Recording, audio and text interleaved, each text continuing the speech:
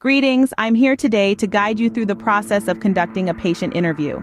This essential skill is a cornerstone of medical practice, serving as a critical first step in diagnosing and treating patients. The patient interview is more than just a conversation. It's a strategic sequence that allows us to gather comprehensive and valuable information about the patient's health condition. We'll be taking a journey through this process, covering each step in detail. We'll start by introducing ourselves to the patient and explaining the purpose of the interview. We'll then delve into the patient's history, covering the onset, duration, and progression of any presenting symptoms. We'll also discuss the patient's medications, past medical history, social history, and family history. Finally, we'll conduct a review of systems and a physical examination, culminating in a summary of our key findings. Now let's dive into the first part of the patient interview, taking a detailed history of the patient's presenting complaint. Having introduced ourselves to the patient, the next critical step in our patient interview is to determine the patient's chief complaint. This is essentially the primary reason why the patient is seeking medical attention. The chief complaint serves as a compass, guiding the direction of our interview and focusing our attention on the most pressing health issue. It's important to note that the chief complaint is not just about the symptom or symptoms the patient is experiencing, but also about the impact of these symptoms on their life. To elicit the chief complaint, we employ a mix of open-ended questions and active listening. Open-ended questions such as, "Can you tell me more about what brought you here today?" Or, "What concerns you the most about your health?" Provide the patient with the opportunity to express their concerns in their own words. Active listening, on the other hand, involves paying full attention to the patient's responses, showing empathy, and refraining from interrupting the patient. It's essential to create a safe and comfortable environment where the patient feels heard and understood. The chief complaint is not just a mere statement of symptoms. It's a narrative that encapsulates the patient's health journey. It provides insights into the onset, the duration, the intensity, the impact, and the context of the symptoms, setting the stage for a detailed history-taking. With the chief complaint clearly established, we now have a solid foundation for the next step, which is to delve deeper into the patient's history using the Socrates method. This will enable us to gain a more comprehensive understanding of the patient's health condition. The first step in our patient interview is to gather a comprehensive history. This is where the Socrates methodology comes into play, an acronym that stands for site, onset, character, radiation, associated symptoms, timing, exacerbating or relieving factors, and severity. Socrates is a useful tool in understanding the patient's presenting complaint. Let's break it down. Site refers to the location of the symptom. It's crucial to pinpoint where the discomfort or abnormality is. Is it in the chest, the abdomen, the lower back? Identifying the site can provide valuable clues to potential underlying conditions. Onset refers to when the symptom first started. Did it begin suddenly or gradually? Was there a triggering event? Understanding the onset can help determine whether the complaint is acute or chronic. Character describes the nature of the symptom. Is the pain sharp or dull? Is the cough dry or productive? The character of the symptom can offer insights into the type of tissue involved and possibly the cause. Radiation relates to whether the symptom spreads to other parts of the body. For instance, chest pain that radiates to the left arm could suggest a heart condition. Associated symptoms are other symptoms that accompany the main complaint. For example, nausea and sweating often accompany chest pain and heart attacks. Timing pertains to the pattern of the symptom. Is it constant or intermittent? Does it occur at specific times of the day? Timing can be a significant indicator of the nature of the disease process. Exacerbating or relieving factors are conditions or actions that make the symptom worse or better. For instance, pain that's relieved by rest could indicate a condition like angina. Finally, severity relates to the intensity of the symptom. Is it mild, moderate, or severe? The severity can help gauge the impact of the symptom on the patient's life and may guide treatment decisions. With a detailed history in hand, we can now move on to discussing the patient's current medications. Next, we delve into the patient's current medications. This step is crucial as it provides insight into the patient's ongoing health management and potentially identifies any drug-related issues. It's essential to ask about both prescription and over-the-counter drugs. The latter are often overlooked, but they can interact with prescription medications and affect the patient's overall health. Moving on, we should not forget about allergies. An inquiry about any known allergies and adverse reactions to medications is a standard part of any patient interview. This information is crucial to prevent prescribing a medication that could potentially harm the patient. Remember, patients may not always recall the names of their medications, so it's helpful to ask them to bring their medications or a list during the visit. Having a comprehensive understanding of the patient's medications and allergies can prevent complications and inform the treatment plan. After gathering information about medications and allergies, we proceed to the patient's past medical history. It's crucial to understand the patient's past medical history. This nugget of wisdom is the cornerstone of any comprehensive patient interview. Let's dive right into it.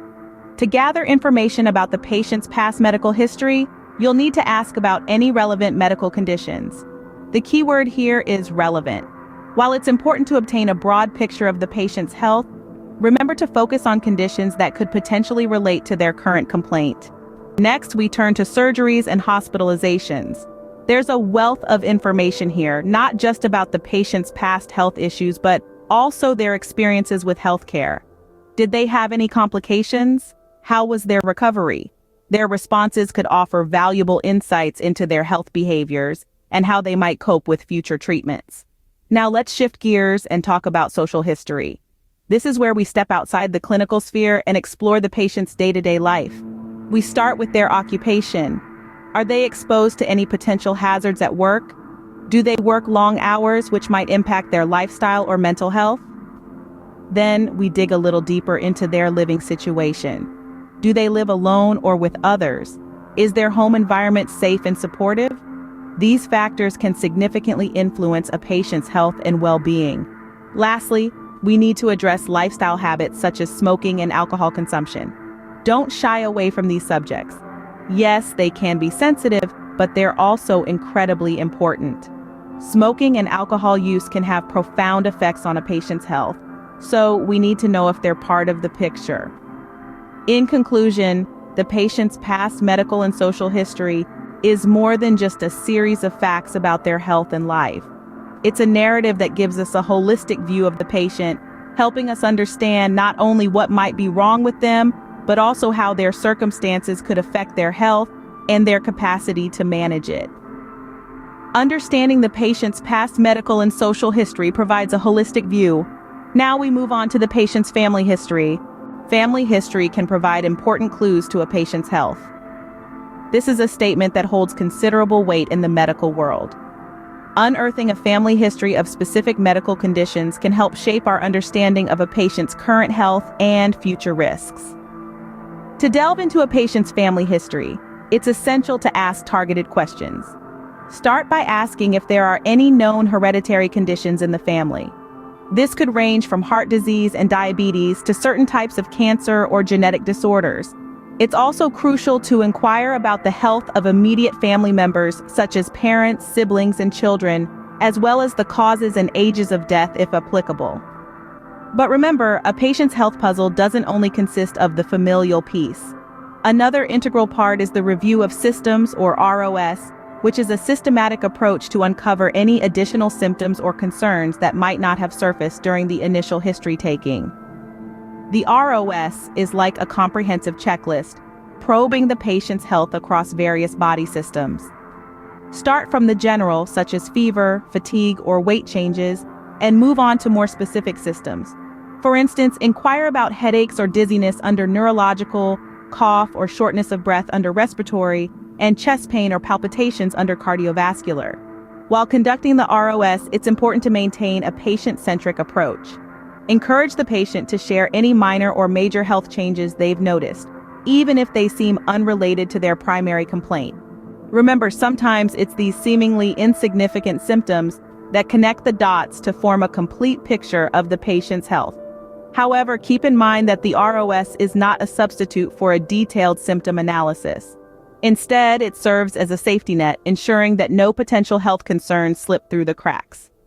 Having covered the patient's history, we now transition to the physical examination. This step is where we'll use our senses and skills to gather further data, which will help us in making a well-informed diagnosis. A thorough physical examination is essential for a complete patient assessment. It's not just about checking the vitals, it's a holistic process that helps us understand the patient's overall health. You start by observing the patient's general appearance. Are they comfortable? Is there any obvious sign of distress? Next, a systematic examination of the different body systems is conducted. For instance, the cardiovascular examination involves checking the pulse, blood pressure, and listening to the heart sounds. When examining the respiratory system, you would inspect, palpate, percuss, and auscultate the chest. Similarly, the gastrointestinal system examination entails inspecting the abdomen, listening for bowel sounds, and palpating for any tenderness or organ enlargement. In the neurological exam, you'll assess the patient's mental status, cranial nerves, motor and sensory functions, and reflexes. Don't forget to consider any relevant tests or investigations based on the patient's history and symptoms. With the examination complete, we now summarize our findings and discuss the next steps. Summarizing key findings is a crucial part of the patient interview. It's like weaving together the threads of a story, creating a comprehensive picture of the patient's health. To do this, you'll need to distill the most important points from each section of the interview, from the patient's presenting complaint to their personal and family history. Next, discuss these findings with the patient. Make sure you explain everything in a clear and understandable way. Remember, you're not just talking to them, you're involving them in their own healthcare journey. With the summary complete, it's time to move on to the next steps. This could involve suggesting further tests, referring the patient to a specialist, or discussing possible treatment options. Whatever the next step is, make sure the patient is fully aware and comfortable with the plan. And that concludes our guide to conducting a patient interview. Remember, practice makes perfect.